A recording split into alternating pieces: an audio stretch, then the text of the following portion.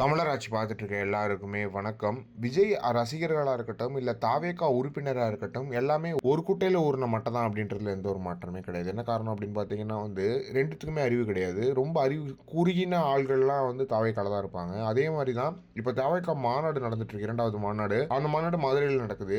அதில் சீமான் ஒழிக சீமான் ஒழிகன்னு நாதாகாவினர் அதாவது தாவேகாவினர் கோஷம் போட்டு வந்துட்டு இருக்காங்க. இந்த மாதிரியான ஒரு மனநிலைமை என்னன்றது அப்படின்றது புரியல. உங்கள் கட்சியோட கொள்கை என்னன்றதை சொல்லுங்க அப்படின்னு கேட்டீங்கன்னா அவங்க அப்படி திருத்திருன்னு முழிப்பாங்க. என்னடா கொள்கையா என்னென்னமோ பேசுறாங்களே அப்படின்ற மாதிரி முழிப்பாங்க. அதே மாதிரி சீமான் அவர்கள் சொன்னார்ல, உங்க கொள்கை என்னன்னு கேட்டா தளபதி தளபதி தளபதி அப்படின்னு சொல்றீங்க. உங்களோட கொள்கை என்னன்னு மறுபடியும் கேட்டா தளபதி தளபதி தானே சொல்றீங்க. உங்களுக்கு தளபதி தண்டி என்ன தெரியுது அப்படின்றது ஒண்ணு இருக்கு. ஒரு இந்த தமிழ்நாட்டோட வரலாறு தெரியுமா, இல்ல தமிழ்நாட்டில் என்ன நடந்திருக்கு அப்படின்னு தெரியுமா, ஏதாவது ஒண்ணு தெரியுமா அப்படின்றது ஒண்ணு இருக்கு. ஏதாவது ஒரு விஷயத்துக்கு போராட்டம் பண்றாங்க. அந்த போராட்டத்துல அது என்ன மீனிங்னே தெரியாம போராட்டம் பண்றாங்க. அதுவுமே அவங்க தலைவருக்கு அடுத்தபடியா இருக்கிற புஷியானந்த் அவர்களுக்கே தெரியாது. அதே மாதிரி ஆதவ அர்ஜுனாவுக்கும் தெரியாது. ஒண்ணுமே தெரியாது. கட்சியில் இருக்கிற ஒரு பயிலுக்கு ஒண்ணுமே தெரியாது.